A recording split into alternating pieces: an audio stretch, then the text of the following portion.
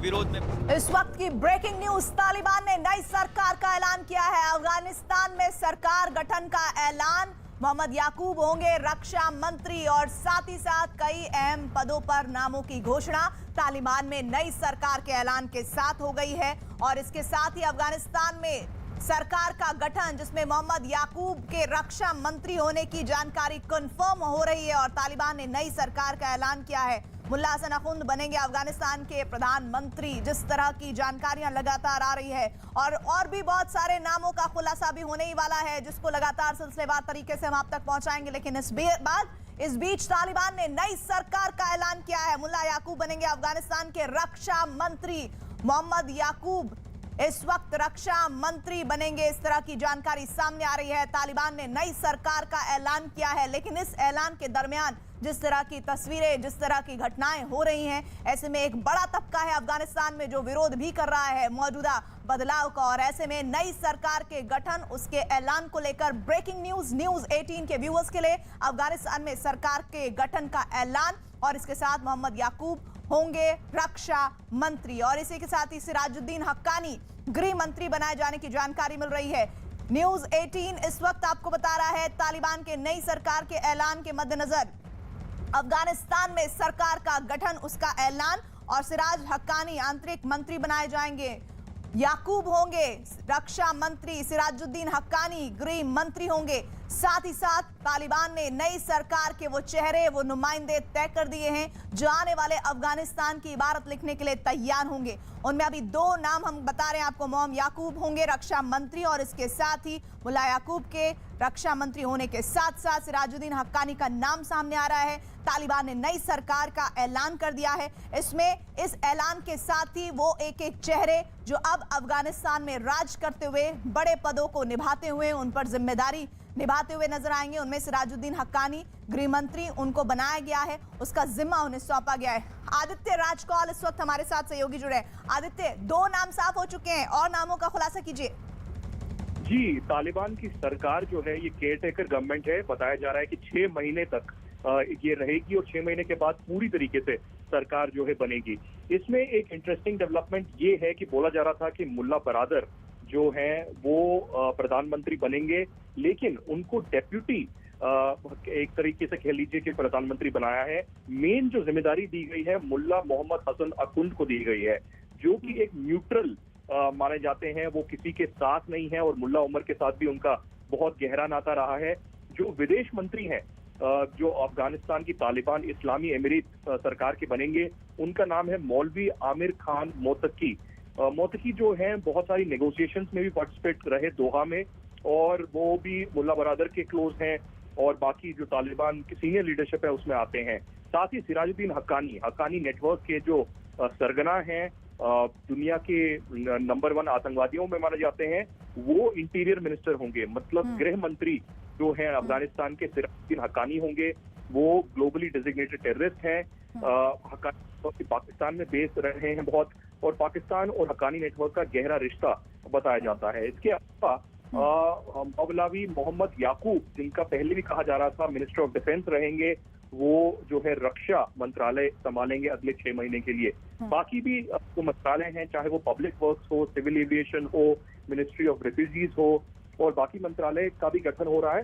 साथ ही हमें बताया गया है कि तालिबान केयरटेकर गवर्नमेंट में मुल्ला तेज मीर अखुंद जो है first deputy chief of intelligence होंगे। जो इंटेलिजेंस चीफ तालिबान की इस्लामी एमिरेट सरकार में होंगे, उनका नाम है मुल्ला ताज मीर अखुंद। तो बड़ी सरकार का गठन अब हो रहा है। पहले बताया जा रहा था कि ये 9/11 की जो वर्षगांठ है उस पर शपथ लेंगे। अभी उस पर क्लैरिटी नहीं है कब इनका शपथ ग्रहण होगा, लेकिन आज ज़बीउल्लाह मुजाहिद ने शाम को प्रेस कॉन्फ्रेंस काबुल में करते हुए सरकार के जो केयरटेकर गवर्नमेंट है उसके नाम ले लिए हैं। साथ ही बताया जा रहा था कि जो महिलाएं हैं या पुरानी सरकार में कुछ रिप्रेजेंटेटिव हैं या फिर हामिद करजाई, अब्दुल्ला हिकमत यार और बाकी जो लोग हैं उनको भी शामिल किया जाएगा। अभी ऐसा कुछ नहीं हुआ है। तो बहुत अच्छा, एक इन्फॉर्मेशन आदित्य और आ रही है शेर अब्बास तनकज़ई को लेकर। वो विदेश मंत्री बनाए जा सकते हैं, उनको विदेश मंत्री में उप विदेश मंत्री बनाए जाने की तैयारी है। हो सकता है, क्योंकि अभी मैं जैसे आपको बता दूं कि जो सरकार बनी है वो केयर टेकर गवर्नमेंट बनी है और मुल्ला हसन अखुंदजादा जो है वो हेड होंगे इस इस्लामिक एमिरेट के, मुल्ला बरादर उनके डेप्यूटी होंगे। ये गठन अभी हो गया है, ये अनाउंसमेंट हो गया है। लेकिन शेर मोहम्मद सनतजाई जो है, जो कि नेगोशिएशंस में भी पार्टिसिपेट कर रहे थे, और अभी फॉरेन डेलीगेशन है, चाहे वो चाइना का हो, इंडिया का हो, टर्की का हो या यूएन का हो, उनसे ही बात चल रही है। तो आगे आने वाले दिन जब तालिबान की असली सरकार बनेगी 6 महीने के बाद, उसमें वो जो है विदेश मंत्री हो सकता है। और ये नाम जो सामने आ रहे हैं, इनमें सबसे विशेष, सबसे खास, सबसे चर्चित नाम कौन सा हो सकता है आने वाले दिनों में अफगानिस्तान के लिए? देखिए, मुल्ला बरादर और सिराजुद्दीन हक्कानी का नाम बहुत ही ज्यादा चर्चा में है, क्योंकि आप ये देखिए कि पाकिस्तान जो है अपने लोगों को चाहता था कि किसी तरीके से सरकार में आए, ताकि पाकिस्तान की एक जो है प्रॉक्सी गवर्नमेंट, प्रॉक्सी सरकार बने और तालिबान जो है पाकिस्तान के नक्शे कदम पर ही चले। तो वो तो उनका सिद्ध हो गया, क्योंकि सिराजुद्दीन हक्कानी गृह मंत्रालय संभालेंगे। दूसरा एक और नाम अभी आ रहा है, लेटेस्ट डेवलपमेंट, मुल्ला रहमतुल्लाह नाजिब जो है नेशनल डायरेक्टरेट ऑफ सिक्योरिटी, जो है एनडीए, जो कि इंटेलिजेंस विंग है अफगानिस्तान की, उसके चीफ होंगे। तो ये एक इंटरेस्टिंग डेवलपमेंट है। इंटेलिजेंस एजेंसीज और सिक्योरिटी के भी जो चीफ हैं, उनका भी नाम हो रहा है। दूसरा एक और नाम जो सामने आया है, मिनिस्ट्री ऑफ फाइनेंस का आया है कि जो फाइनेंस मिनिस्टर होंगे अफगानिस्तान में तालिबान इस्लामी एमिरेट रेजिम के, उनका नाम होगा मुल्ला हिदायतुल्लाह बद्री। तो मुल्ला हिदायतुल्लाह बद्री को फाइनेंस मिनिस्टर बनाया गया है। ज़बीहुल्लाह मुजाहिद ने ये अनाउंसमेंट की है। तो ये तो नया इस्लामी कानून लाएंगे। और मिनिस्टर ऑफ एजुकेशन भी अब आ गया है मेरे पास दलील तालिबान की तरफ से, और वो कह रहे हैं कि शेख मौलवी नूरुल्लाह मुनीर जो है एजुकेशन मिनिस्टर होंगे। तो कई मंत्री हैं जिनका नाम आदित्य अखुंद के डेप्टी होगा मुल्ला बरादर, इसका बड़ा संदेश क्या है? बड़ा संदेश यही है कि वो किसी न्यूट्रल आदमी को रखना चाहते थे, जो कि किसी भी एक पक्षदार, क्योंकि आप देखिए कि तालिबान का जो गठन हुआ, अलग अलग आतंकवादी संगठन या अलग अलग गुट जो है मिलकर तालिबान बने। तो इसमें किसी एक गुट के साथ या किसी एक आदमी के साथ रहने वाला बंदा, उसको नहीं बनाना चाहते थे। मुल्ला बरादर हालांकि बहुत ही सीनियर नेता हैं, लेकिन आखुंद जो है उनका मुल्ला उमर के साथ भी और बहुत अच्छा नाता रहा, और अभी भी जो तालिबान के अमीर हैं उनके साथ भी उनका अच्छा नाता है। तो इसीलिए उनको जो है अभी के लिए इस सरकार का अध्यक्ष एक रूप से बनाया गया है आखुंद को, और जो मुल्ला बरादर हैं उनके डेप्यूटी रहेंगे। और इसके साथ ही खलील उर रहमान हक्कानी, जो एक और हक्कानी नेटवर्क के नुमाइंदे हैं, उनको मिनिस्टर ऑफ रेफ्यूजीज बनाया गया है तालिबानी सरकार में। तो बहुत सारे ऐसे नाम आ रहे हैं सामने, जो पाकिस्तान की शह पर और पाकिस्तान के नक्शे कदम पर लोग चलते रहे, उनको सरकार में शामिल किया गया है। तो क्लियरली एक पाकिस्तान प्रॉक्सी सरकार बनाने की ये साजिश है, जिसमें आज भी हमने देखा कि पूरे दिन अफगानी लोग, चाहे वो महिलाएं थी या बच्चे थे या बुजुर्ग थे, सामने आए, प्रदर्शन किया पाकिस्तान के खिलाफ, पाकिस्तान मुर्दाबाद के नारे भी लगाए। और अब साफ हो गया है कि ये जो केयरटेकर गवर्नमेंट अगले 6 महीने रहेगी, ये पाकिस्तान के नक्शे कदम पर ही चलेगी। और क्या वेस्ट इसको नजरअंदाज कर देगा, क्या अमेरिका इस पर कदम नहीं उठाएगा, ये कुछ अहम चीजें हैं जो आने वाले दिनों में हमें देखने को मिलेंगी। ये जो प्रॉक्सी सरकार बनाने की कवायद हुई है, इसकी बड़ी वजह जो सिर्फ अफगानिस्तान में नहीं बल्कि दुनिया के अलग अलग हिस्सों में जो अफगान के लोग हैं या फिर जो अफगान परस्त लोग हैं, उनके जो प्रोटेस्ट हो रहे हैं, उससे जोड़कर किस तरह से देखें आदित्य से? जी बिल्कुल, आप खुद ही देखिए कि पहले तो पाकिस्तान कहता था कि भारत जो है आतंकवाद कर रहा है, ये भारत पाकिस्तान के खिलाफ अफगानिस्तान की धरती पर कुछ कदम उठा रहा है, लेकिन अब तो भारत है ही नहीं। तो भारत का वहां पर ना एम्बेसी है या भारत का कोई नुमाइंदा भी वहां पर नहीं है, तो अब वो किसको बोले? अभी भी पाकिस्तान में हमले हो रहे हैं, अभी भी पाकिस्तान तालिबान एक्टिव है, हक्कानी नेटवर्क बहुत एक्टिव है, और अभी भी जो है अफगानी लोगों के साथ त्रासदी हो रही है, मारामारी हो रही है। अभी प्रोटेस्ट में आज के जो प्रदर्शन हुए हैं, चाहे वो काबुल में हो, हेरात में हो या अलग अलग जगहों में हो, वहां पर प्रदर्शनकारियों पर तालिबान और पाकिस्तानी आतंकवादियों ने जो है गोलियां बरसाई हैं, और कई लोगों की मृत्यु होने की भी खबर आ रही है। हमने ये भी देखा कि पत्रकारों को और प्रदर्शनकारियों को कैसे गिरफ्तार किया गया। तो ये एक सच्चाई है जिससे दुनिया को अब जूझना पड़ेगा, क्योंकि बहुत सारे पहले अभी लोग हैं अफगानिस्तान में जो दुनिया की तरफ अब देख रहे हैं, मदद की गुहार लगा रहे हैं। तो क्या दुनिया एकजुट होकर मदद करेगी अफगानिस्तान के लोगों की? ये बहुत बड़ी एक चीज होगी जो आने वाले दिनों में देखी जाएगी।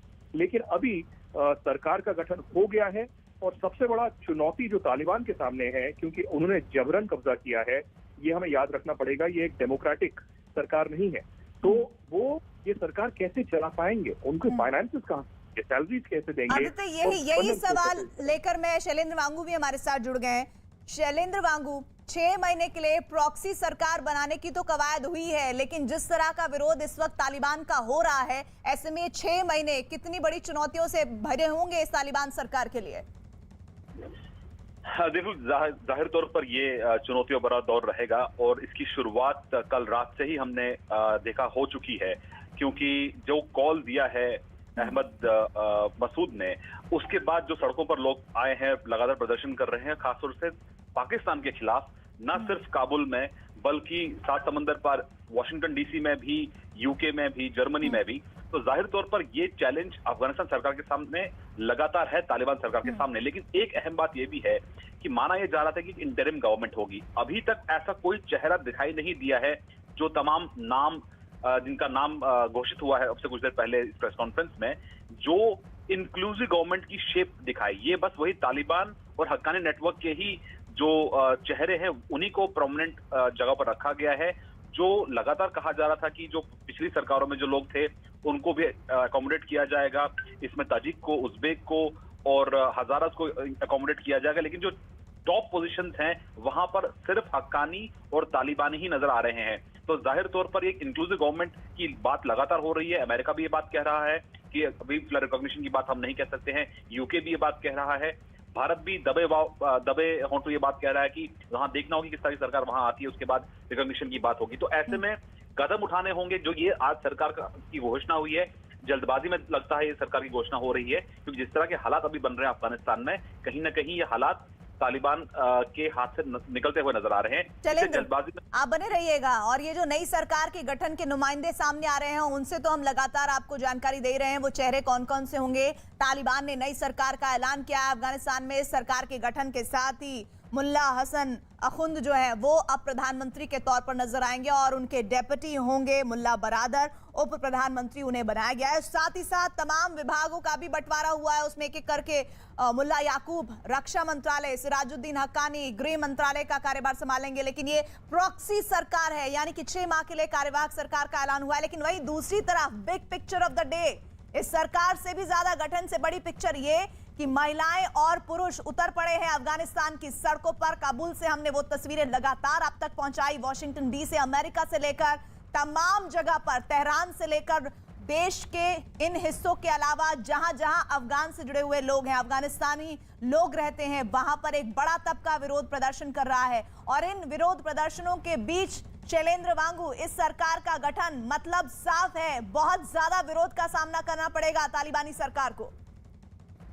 देखिए, इतना आसान नहीं होगा। जिस तरह से बंदूक की नोक पर और जबरन तालिबान ने कब्जा किया है अफगानिस्तान पे, और यहां तक कि पड़ोसी मुल्क ये भी कह रहे हैं, ईरान की तरफ से जो बयान आया है कि वहां पर चुनाव होने चाहिए, एकमात्र सॉल्यूशन हिंसा का यही है कि वहां पर चुनाव कराए जाना चाहिए, ताकि लोगों की जो मंशाएं हैं, लोगों की जो एस्पिरेशंस उनको पूरा किया जा सके। ये ईरान का कहना है। लेकिन जाहिर तौर पर जो ये सरकार है, जैसे मैं आपको बताया, ये बहुत जल्दबाजी में ऐसा लगता है कि ये किया गया हो, और कहीं ना कहीं जो पिछले दिनों टसल देखने को मिला तालिबान और हक्कानी नेटवर्क के बीच में, जिसके बाद आईएसआई चीफ को बीच में कूदना पड़ा और आईएसआई के चीफ काबुल आए, और उसके बाद माना जा रहा है कि अलग अलग मुलाकात करने के बाद ही हक्कानी नेटवर्क को थोड़ा इसमें कम जगह मिली है, उनको इंटीरियर मिनिस्ट्री मिली है, डिफेंस मिनिस्ट्री मुल्ला याकूब को मिली है। तो जाहिर तौर पर जो तालिबानी ये नेता है, उनको उनकी जिम्मेदारी इसमें दी गई है नए कैबिनेट में। तो ऐसे में हक्कानी नेटवर्क को थोड़ा सा इसमें टोन डाउन किया गया है। तालिबान को बहुत ज्यादा इस कैबिनेट में लगता है कि वजन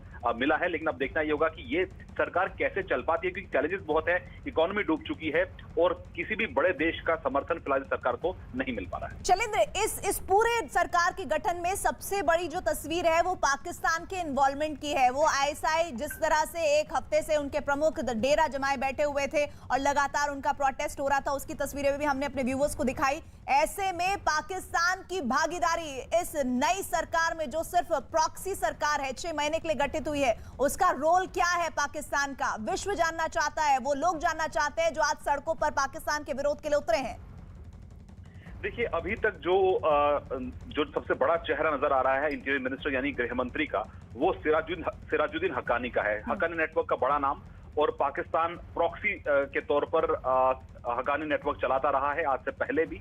यहाँ तक कि जब पिछली तालिबान की सरकार थी उस वक्त हक्कानी नेटवर्क लगातार भारत के इंटरेस्ट पर हमला करता आ रहा था, और जाहिर तौर पर पाकिस्तान के इशारों पर ही हक्कानी नेटवर्क काम करता है। हक्कानी इकलौता ऐसा नाम है इंटीरियर मिनिस्ट्री जिनको मिली है। तो जाहिर तौर पर अब जो प्रोटेस्ट वहां हो रहे हैं उनको कैसे कंट्रोल करना है, कैसे जनता की आवाज दबानी है, ये अब सीधे जिम्मेदारी सिराजुद्दीन हक्कानी की होगी। उनके सामने चैलेंजेस बहुत ज्यादा होंगे, क्योंकि हम देख रहे हैं ये प्रोटेस्ट सिर्फ एक इलाके में नहीं बल्कि अफगानिस्तान के अलग अलग इलाकों में प्रोटेस्ट हो रहे हैं। सबसे बड़ा चैलेंज सिराजुद्दीन हक्कानी के सामने यही है। लेकिन दूसरी बात यह भी है कि तालिबान भी माना जाता है कि पाकिस्तान के इशारों पर ही कदम उठा रहा है। हमने ये भी देखा कि पंजशीर में किस तरह से पाकिस्तान ने मदद की है तालिबान की पंजशीर पर कब्जा करने के लिए। तो जाहिर तौर पर हक्कानी की बात करें, तालिबान की बात करें, दोनों ही पाकिस्तान की ही प्रॉक्सीज हैं। लेकिन देखना ये होगा कि जो चैलेंजेस फिलहाल इस वक्त सरकार के सामने हैं उनसे कैसे निपटती है नई सरकार। आदित्य राज कौल भी हमारे साथ लगातार बने हुए हैं। आदित्य राज कौल, और वो कौन से चेहरे हैं जिन पर निगाह रहेगी इन 6 महीनों में कार्यवाहक सरकार पर? देखिए, आपने मुझे शेर मोहम्मद सनकजाई के बारे में पूछा था। अभी उनका अनाउंसमेंट हुआ है कि वो डेप्यूटी फॉरेन मिनिस्टर होंगे केयरटेकर गवर्नमेंट में। तो जो मोतकी हैं, मोतकी मेन फॉरेन मिनिस्टर रहेंगे, और साथ ही डेप्यूटी जो है सनकजाई रहेंगे। इनका दोनों का मेन रोल रहा है लोगों के साथ बातचीत का। और अभी भी जैसे बोला जा रहा है कि हालांकि पाकिस्तान चाइना के साथ अच्छे रिश्ते हैं, लेकिन जो